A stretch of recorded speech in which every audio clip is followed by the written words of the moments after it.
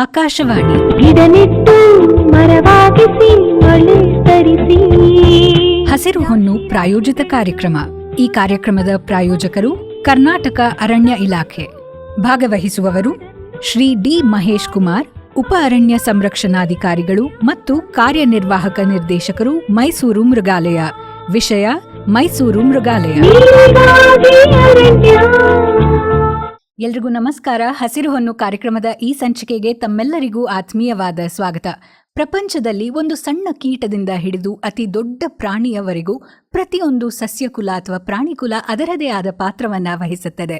ಈ ನಿಟ್ಟಿನಲ್ಲಿ ಕರ್ನಾಟಕ ಅರಣ್ಯ ಇಲಾಖೆಯು ಅನೇಕ ಯೋಜನೆಗಳನ್ನ, ಕಾರ್ಯಕ್ರಮಗಳನ್ನ ಹಾಗೆ ಕ್ರಮಗಳನ್ನ ಅಳವಡಿಸಿಕೊಂಡು ಮುಂದೆ ನಡೆಯುತ್ತಿದೆ. ಇವತ್ತಿನ ಕಾರ್ಯಕ್ರಮದಲ್ಲಿ ನಮ್ಮ ಜೊತೆ ಇದ್ದಾರೆ ಶ್ರೀ ಡಿ ಮಹೇಶ್ ಕುಮಾರ್ ಅವರು, ಉಪ ಅರಣ್ಯ ಸಂರಕ್ಷಣಾಧಿಕಾರಿಗಳು ಹಾಗೆ ಕಾರ್ಯನಿರ್ವಾಹಕ ನಿರ್ದೇಶಕರು, ಮೈಸೂರು ಮೃಗಾಲಯ. ಸರ್ ನಮಸ್ಕಾರ, ಕಾರ್ಯಕ್ರಮಕ್ಕೆ ಆತ್ಮೀಯ ಸ್ವಾಗತ. ನಮಸ್ಕಾರ. ಮೈಸೂರು ಮೃಗಾಲಯ ಅಂತ ಕೂಡಲೇ ನಮ್ಗೆಲ್ಲರಿಗೂ ಒಂದು ಸೋಜಿಗ. ಸಾಮಾನ್ಯವಾಗಿ ಮೃಗಾಲಯ ಅಂದರೆ ಖುಷಿ ಆಗುತ್ತೆ, ಆದರೆ ಜಯಚಾಮರಾಜೇಂದ್ರ ಮೃಗಾಲಯ ಅತಿ ಪುರಾತನವಾದದ್ದು, ಹಾಗೆ ಅದರದೇ ಆದ ವೈಶಿಷ್ಟ್ಯತೆಯನ್ನು ಹೊಂದಿದೆ. ಇದರ ಬಗ್ಗೆ ಮಾಹಿತಿ, ಏನು ವಿಶೇಷತೆ ಮೈಸೂರು ಮೃಗಾಲಯದು?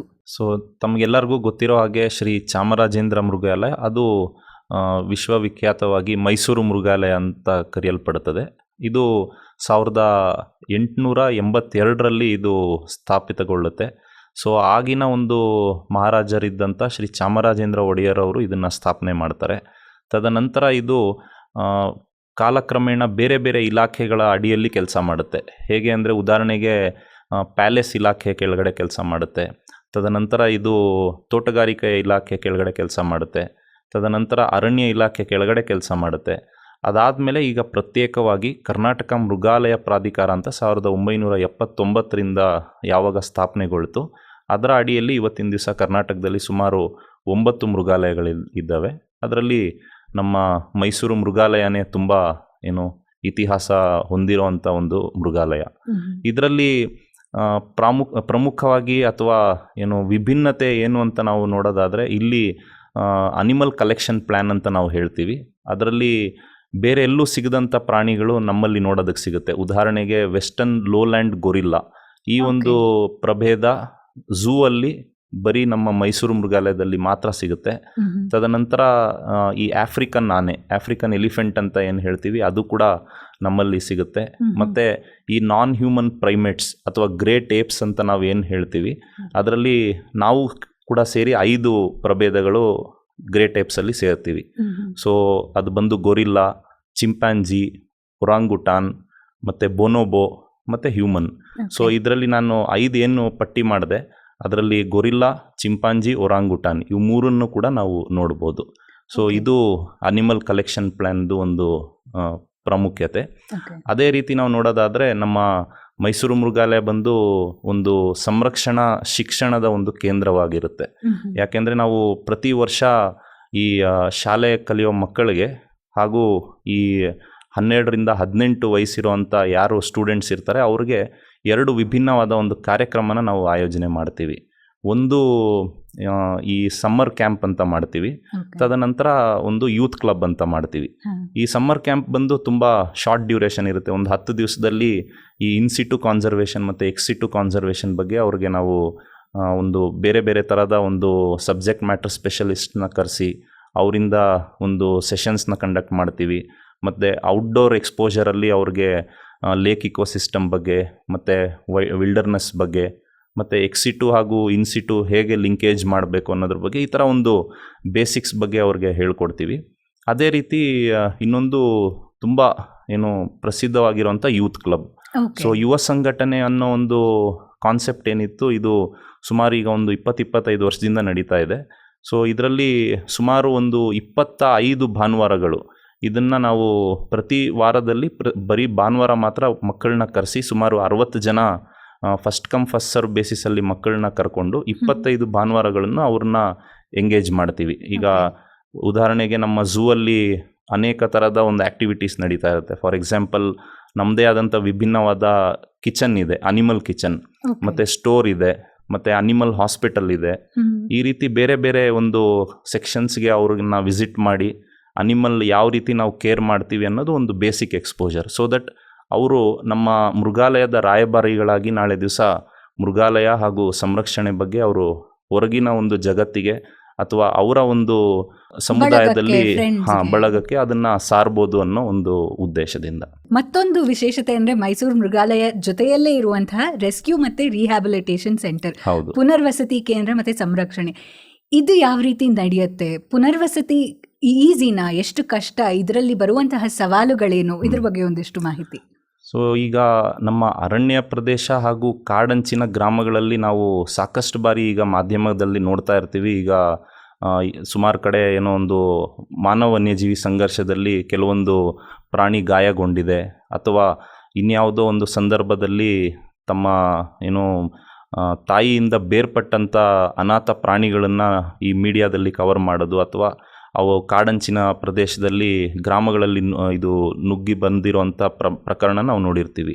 ಸೊ ಇಂಥ ಪ್ರಕರಣಗಳಲ್ಲಿ ಆ ಗಾಯಗೊಂಡಂಥ ಪ್ರಾಣಿ ಇರ್ಬೋದು ಅಥವಾ ಅನಾಥ ಪ್ರಾಣಿ ಇರ್ಬೋದು, ಅದನ್ನು ನಾವು ಆ ಒಂದು ಸ್ಥಳದಿಂದ ರಕ್ಷಣೆ ಮಾಡಿ ನಮ್ಮ ಪುನರ್ವಸತಿ ಕೇಂದ್ರಕ್ಕೆ ಕರೆದೊಯ್ಯೋದು ಒಂದು ಸಿಸ್ಟಮ್ ಮಾಡ್ಕೊಂಡಿದ್ದೀವಿ.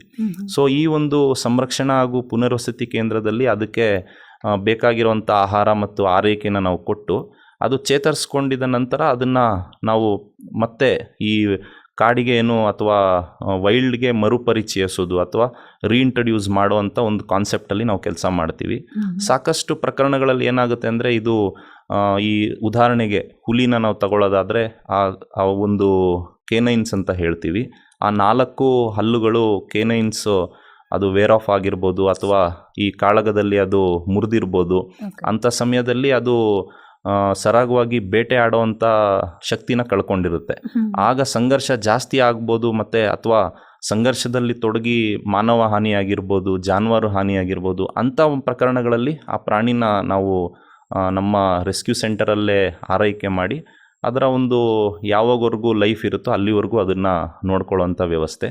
ಅದೇ ರೀತಿ ಬೇರ್ಪಟ್ಟಂಥ ಅಂದರೆ ತಾಯಿಯಿಂದ ಬೇರ್ಪಟ್ಟಂಥ ಇವಾಗ ಎಲಿಫೆಂಟ್ ಕಾಫ್ ಇರ್ಬೋದು ಅಥವಾ ಗಾರ್ ಕಾಫ್ ಇರ್ಬೋದು, ಕಾಡೆಮ್ಮೆ ಅಥವಾ ಆನೆ ಮರಿಗಳನ್ನು, ಅದನ್ನು ಕೂಡ ಆರೈಕೆ ಮಾಡ್ಕೊಳ್ಳೋಂಥ ಒಂದು ಸಣ್ಣ ಒಂದು ಸೆಟಪ್ಪನ್ನು ಮಾಡ್ಕೊಂಡಿದ್ದೀವಿ. ಅದಕ್ಕೆ ಇವನ್ ಈಗ ಹೇಗೆ ನಮ್ಮ ಬೇರೆ ಸೆಟಪ್ಪಲ್ಲಿ ಸ್ವಿಮ್ಮಿಂಗ್ ಪೂಲ್ ಇರುತ್ತೆ, ಅದೇ ರೀತಿ ಆನೆಗಳಿಗೆ ನಾವು ಒಂದು ವಾಟರ್ ಪೂಲ್ ಕೂಡ ಮಾಡಿದ್ದೀವಿ.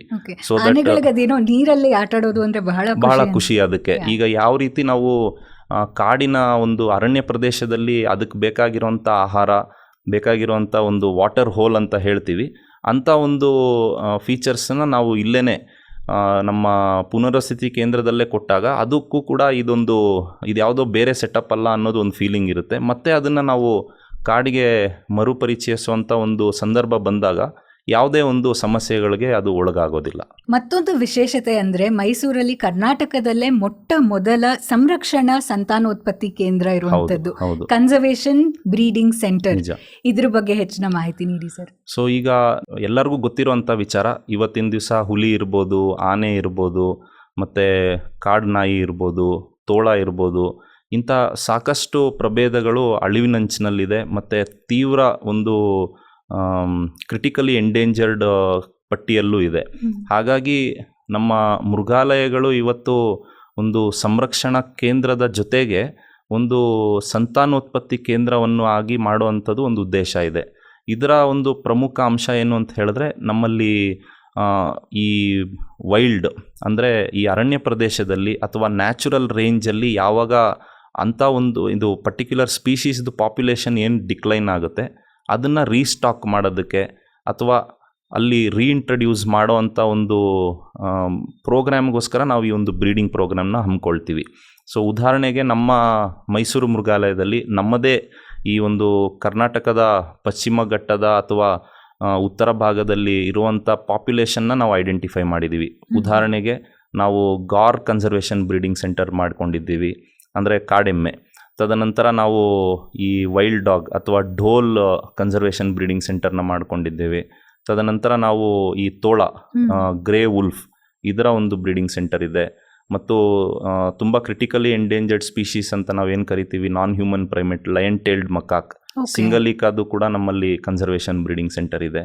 ಇದಲ್ಲದೆ ಮುಂದಿನ ದಿನಗಳಲ್ಲಿ ನಾವು ಈ ಕಾಡು ಕೋಳಿ ಮತ್ತು ಕೆಂದಳಿಲು ಮತ್ತು ನೀಲಗಿರಿ ಲಂಗೂರ್, ಈ ಒಂದು ಪ್ರಭೇದಗಳ ಒಂದು ಕನ್ಸರ್ವೇಷನ್ ಬ್ರೀಡಿಂಗ್ ಸೆಂಟರ್ಸನ್ನು ಕೂಡ ಏನು ಸ್ಥಾಪನೆ ಮಾಡುವಂಥ ಒಂದು ಯೋಜನೆ ನಡೀತಾ ಇದೆ.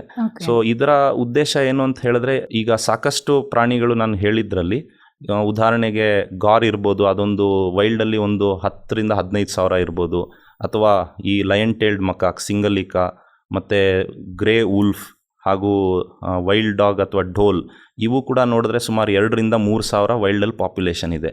ಸೊ ಈ ಸಂತತಿ ಎಲ್ಲೆಲ್ಲಿ ಕಡಿಮೆ ಆಗಿದೆ ಅಥವಾ ಯಾವ ಜಾಗದಲ್ಲಿ ಈ ಹಿಂದೆ ಇತ್ತು ಅದನ್ನು ನಾವು ಮರುಪರಿಚಯಿಸಬೇಕು ಅಂತ ಒಂದು ಯೋಜನೆಯನ್ನು ನಾವು ಕನ್ಸರ್ವೇಷನ್ ಬ್ರೀಡಿಂಗ್ ಪ್ರೋಗ್ರಾಮಲ್ಲಿ ಹಮ್ಮಿಕೊಳ್ತೀವಿ.